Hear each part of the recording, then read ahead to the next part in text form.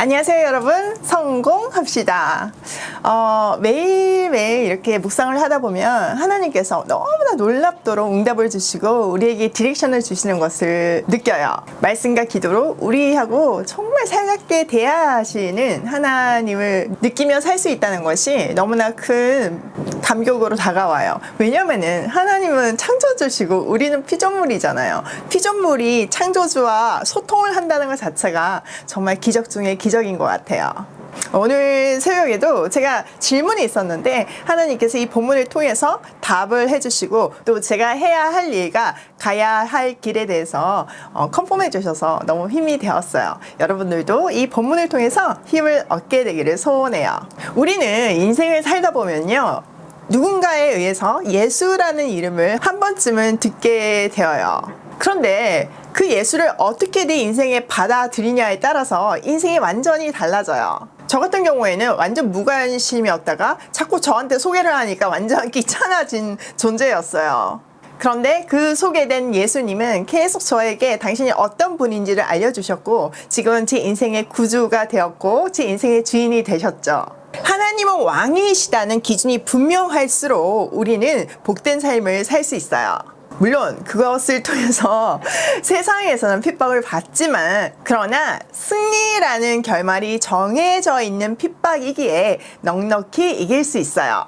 우리 인생은 고난과 축복이라는 여러 얼굴의 사건들의 연속이지만 분명한 것은 주님께서 그 모든 것을 통해서 우리를 십자가로 몰아가신다는 거죠. 오늘 등장인물 12제자와 헤롯을 통해서 그들의 질문이었던 예수가 누구인가에 대한 답을 우리도 한번 찾아보면 좋겠어요. 자, 한번 들어가 볼게요. 1절, 예수께서 12제자를 불러 모으사 모든 귀신을 제어하며 병을 고치는 능력과 권위를 주시고 하나님의 나라를 전파하며 앓는 자를 고치게 하려고 내보내시며. 자, 지금까지는요, 예수님은 제자들과 동행하시면서 복음을 선포하셨어요. 그런데 여기서는 최초로 제자들만 파송하고 계세요. 자, 여기서 누가는 제자들을 내보내시며 라고 기록을 하고 있는데 보냄을 받은 자는 보낸 자의 권위를 대변해요. 그래서 그들에게 권위와 능력을 부어주신 거죠. 그들이 전해야 하는 내용은 2절에 잘 나타나 있는데요. 하나님 나라, 천국을 전하는 거였어요. 예수님의 이 땅에서의 사역을 세 가지로 요약하면 가르치고 전파하고 고치는 거였죠. 이 제자들은 지금 예수님의 대사로, 대리인으로 출발하는 거죠. 그러니까 그들도 예수님과 동일한 사역인 것을 알 수 있어요. 자, 천국은 이 땅에 예수님의 초림으로 말미암아 임하기 시작하였고 세상의 마지막 날 주님의 재림일 때에 완성될 거예요. 우리는 예수님의 사역을 통해서 메시아가 등장하며 나타난 일들을 눈으로 보았는데 이제는 제자들을 통해서 이어지는 거죠. 그날 천국이 완성될 그날을 이 땅에서 경험하기 시작하는 거죠.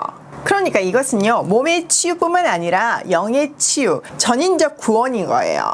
귀신을 쫓고 병이 낫는 것을 통해서 복음이 눈으로 가시적으로 보이는 거죠. 제자들이 이렇게 부름을 받고 보냄을 받은 것 같이 우리도 부름을 받고 세상으로 파송받은 선교사예요. 이때 주님이 제자들에게 그냥 보내신 게 아니라 능력과 권능을 주신 것 같이 우리에게도 능력과 권능을 주셨다는 것을 잊지 말기로 해요.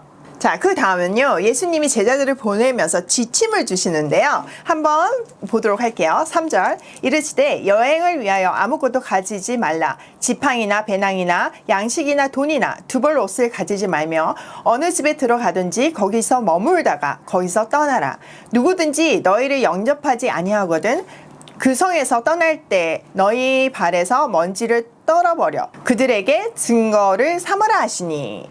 자, 첫 번째는 아무것도 가지 말라고 하세요. 지팡이, 자루, 빵, 돈, 심지어는 속옷도 2벌 가지고 가지 말라고 하세요. 또 두 번째는 어떤 집에 들어가면 사역이 마칠 때까지 그 집에 머물라고 하세요. 세 번째는 만일 영접하지 않거든 그 마을을 떠날 때 발에 묻은 먼지를 털어서 그 증거로 삼으라고 하세요. 자, 그 의미들을 좀 살펴보면요, 아무것도 가지고 가지 말라, 그거는 첫 번째, 주님을 온전히 의지하기 위함이었어요. 나한테 아무것도 없으면 온전히 하나님만 붙들 수밖에 없잖아요. 그 은혜를 경험하라는 거죠. 두 번째는 불필요한 오해를 받지 않게 하기 위해서였어요. 당시 문화를 조금 알아야 되는데요. 그때는 이제 철학자들이 엄청 활동을 하는 시대였어요. 로마 문화 안에서는 철학자들이 엄청 대접을 받았고요. 그래서 사도 바울의 선교 여행을 보면 아테네에 갔을 때 분위기가 오늘은 또 어떤 새로운 진리가 나타났나 이런 것들이 궁금해서 다 광장에 모였었잖아요. 물론 사도 바울이 부활에 대한 이야기를 했을 때 비웃었지만요. 근데요, 그때 당시 철학자들은요 항상 강사비를 받았어요. 그래서 점대를 늘 차고 다녔던 거죠. 또 강사비가 비싸면 비쌀수록 훌륭한 선생님으로 여겨졌어요. 그래서 고린도 교회에서 바울이 강사비 안 받은 것을 유머로 만들어가지고 가짜 사도라고 소문을 내잖아요. 자, 이런 무드 속에서 만약에 제자들도 전대를 가지고 다닌다면 그런 철학자들로 오해받을 수 있는 거죠. 오해받을 짓은 하지 말라는 거죠. 가지고 다니지 말라는 거죠. 우리 약함 가운데 넘치는 은혜를 경험하는 것처럼 온전히 하나님의 공급과 은혜를 경험하는 훈련의 시간이었던 거죠. 또 사절에 보면 어느 집에 들어가면 끝까지 있으라고 하잖아요. 이것도요, 불필요한 오해와 구술수를 차단하는 방법이었어요. 만약에 이제 마을을 들어가서 어떤 가난한 집이 이 사도들을 머물게 해줬다고 해요. 그런데 더 큰 집을 갖고 있는 부자가 아유, 그 집 너무 작으니까 더 넓은 우리 집에서 편하게 지내세요. 진짜 좋은 의도로 얘기할 수 있어요. 또 가난한 이웃의 부담을 진심으로 덜어주고 싶은 마음에 그렇게 제안할 수도 있어요. 그래서 제자들이 그 마음을 받고 옮겼다면 그 가난한 사람은 상대적인 박탈감과 서운한 마음이 생길 수 있어요. 또 그 사람이 부자 이웃의 마음이 이해되었다 쳐도 동네 주민들이 또 떠들기 시작할 거잖아요.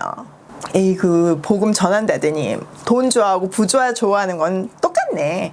이렇게 입방아를 찌를 수 있는 거거든요. 사람들은 뒷담화 하는 거 되게 좋아하잖아요. 자, 그런 오해를 사전에 방지하라는 거죠. 세 번째는 복음을 받아들이지 않는 마을을 떠날 때는 신발을 털라고 하셨어요. 자, 이것도 그때 당시 유대인의 간습인데요. 당시 유대인들은 이방인을 굉장히 배척했잖아요. 그래서 이방 땅을 밟았으면 다시 유대 땅으로 들어올 때는 반드시 이방 지역의 먼지를 트는 간습이 있었어요. 그러니까 여기서 이 말은 복음을 받아들이지 않는 사람들을 이방인 취급하라는 거죠. 하나님을 아버지로 여기지 않는 사람들은요, 혈통을 넘어서 이방인이라는 새로운 가족 개념을 말씀하시는 거예요. 자, 6절 제자들이 나가 각 마을에 두루 다니며 곳곳에 복음을 전하며 병을 고치더라. 제자들은요, 예수님을 대신해서 권능과 능력을 가지고 복음 선포의 지침을 준수하면서 여러 마을을 다녔어요. 당연히 가는 곳마다 복음이 전파되고 병 고침의 역사가 일어난 거죠. 자, 다음은요, 분봉한 헤롯의 이야기가 등장을 해요. 자, 한번 들어가서 보도록 할게요. 7절 분봉왕 헤롯이 이 모든 일을 듣고 심히 당황하니 이는 어떤 사람은 요한이 죽은 자 가운데서 살아났다고도 하며 어떤 사람은 엘리야가 나타났다고도 하며 어떤 사람은 옛 선지자 한 사람이 다시 살아났다고도 함이라. 지금 제자들은요, 천국 복음을 막 전파하며 다녔어요. 그래서 천국이 확장되고 있었던 거죠. 그러니까 그 소문이 분봉왕 헤롯의 귀에까지 들어오게 된 거예요. 근데요, 분봉왕 헤롯은요, 이 소문을 듣고 엄청 당황했어요. 왜냐면 어떤 사람들은 세례 요한이 살아났다고 말했기 때문이에요. 또 어떤 사람은 엘리야가 나타났다, 또 어떤 사람은 예언자 가운데 한 사람이 살아났다, 이렇게 얘기를 하는데 그 헤롯이 세례 요한을 죽였기 때문에 엄청 뜨끔거렸던 거죠. 자, 여기서 잠시 분봉왕에 대해서 살펴보면요, 예수님이 태어났을 때 헤롯이, 그때 헤롯은 대헤롯이거든요. 그 대헤롯이 2살 이하의 아이들을 다 죽이라고 했어요. 그에게 세 아들이 있었는데 세 아들이 로마의 허락하에 유대 지역을 세 부분으로 나눠서 다스리고 있었던 거죠. 그 직함을 분봉왕이라고 하는데요, 사실은 왕의 위치가 아니라 영주 정도의 위치라고 보시면 돼요. 그러니 이 분봉왕들의 목적은요, 항상 어떻게든 정치적인 연주를 잘 타서 로마한테 싸바싸바해서 안정된 권력을 잡는 거였어요. 오늘 본문에 나오는 헤롯은요, 헤롯 안티파스로서 갈릴리 지역을 다스리던 분봉왕이에요. 이 헤롯은 자기 이복 동생인 빌립의 아내를 너무 예쁘다는 이유로 뺏었거든요. 그러니까 의로운 세례 요한이 가만히 있을 수가 없는 거죠. 그거 잘못했다고 비난을 했어요. 그것 때문에 옥에 갇히게 되었지만 워낙에 사람들이 세례 요한을 존경하고 또 자기도 요한에 대한 어떤 경외심이 있었기 때문에 어쩌지를 못하고 있었어요. 그러다가 자기 생일날 불륜의 아내 헤로디아의 사주로 세례 요한을 참수하거든요. 비록 그가 세례 요한을 죽였지만 잘못이 없다는 것도 알고 있었고 자기가 잘못했다는 것도 알고 있었고 또 존경스러운 사람을 죽였으니까 마음에 찜찜함이 있었던 거죠. 그런데 사람들이 세례 요한이 살아났다고 얘기를 하니까 얼마나 무서웠겠어요. 완전 뜨끔뜨끔 하는 거죠. 자, 9절. 헤롯이 이르되 요한은 내가 목을 베었거늘 이제 이런 일이 들리니 이 사람이 누군가 하며 그를 보고자 하더라. 헤롯은요, 이 파다한 소문을 듣고 세례 요한이 살아났다고 말하는 그 예수가 누구인지 너무나 궁금해진 거예요.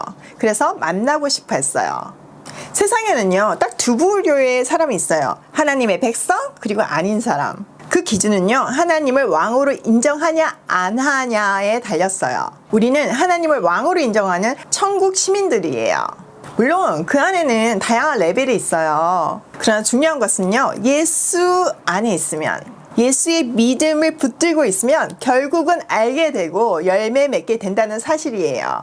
지금 이 파송을 받고 있는 12제자들, 근데 불과 바로 앞장 8장 25절을 보면 막 풍랑을 멈추게 하는 그 예수님에 대해서 아니 도대체 이분이 누구시기에? 라는 질문을 하잖아요. 그렇게 쫓아다니면서도 몰랐던 거죠. 그런 사건들을 통해서 한 눈금씩 하나님을 알아가는 거예요. 이 파송을 통해서도 그들은 한 눈금 자랐을 거예요. 결국 그들은 끈질긴 주님의 사랑 안에서 온전히 주님을 본 사람들이 된 거죠. 예수는 누구인가? 라는 질문에 정답을 말하는 사람들이 됐어요. 그리고 자기가 아는 그 예수를 전하는 사람들이 되어서 많은 생명을 살리게 되었죠. 그러나 그 질문을 헤롯도 하고 있어요. 도대체 그 예수는 누구인가? 이렇게 궁금해 하잖아요. 그런데 그는요, 그 예수님이 진짜 누구이신가? 그가 메시아이신가? 거기에는 관심이 없고요. 그가 행하는 이적에만 관심이 있었어요. 그 증거가 예수님이 나중에 이제 재판을 받으시잖아요. 빌라도가 골치가 아프니까 예수님을 갈릴리 사람이라는 이유로 갈릴리 분봉왕인 안티파스한테 보내버려요. 그때 안티파스는요, 그토록 보고 싶어 하던 예수를 드디어 만나서 엄청 기뻐하거든요. 근데요, 그가 관심이 있었던 이적은 하나도 안 베풀고 침묵하시니까 금방 실증내서 빌라도에게 다시 돌려보내버려요.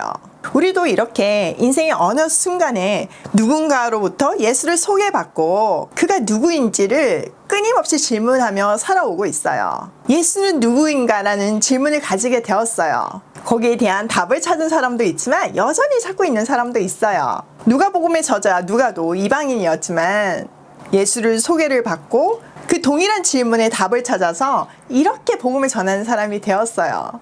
그리고 예수가 누구인지를 이렇게 설명해주고 있잖아요. 우리가 복음서를 공부하면서 예수가 누구인가에 대한 질문을 반드시 찾게 되길 소망해요. 또 오늘 파송받은 12제자들은 만나는 사람마다 그 예수를 전하며 그는 누구인가에 대한 질문을 가지게 만들었잖아요. 우리도 그 질문을 던지고 그 답을 찾게 하는 사람들이 되면 좋겠어요. 여러분 기억하시죠? 우리는 주님께 파송받은 각자의 영역에서의 선교사들이에요. 그 길은 세상의 흐름과 거스르는 길이기 때문에 분명히 쉽지 않아요. 그러나 그 길은 분명히 가야 하는 길이기 때문에 주님으로부터 늘 확인을 받으며 어떤 거센 반대와 조롱 속에서도 우리가 해야 할 일들을 묵묵하고 성실하게 해 나갔으면 좋겠어요. 우리에게는 매일 아침 말씀으로 컨펌해 주시는 아버지의 사랑이 있고 또 진심으로 응원해주는 천국 패밀리들이 있잖아요. 반드시 해낼 수 있어요. 오늘도 내가 가야 할 길을 점검하고 해야 할 일들을 묵묵히 해내며 고고싱 해요.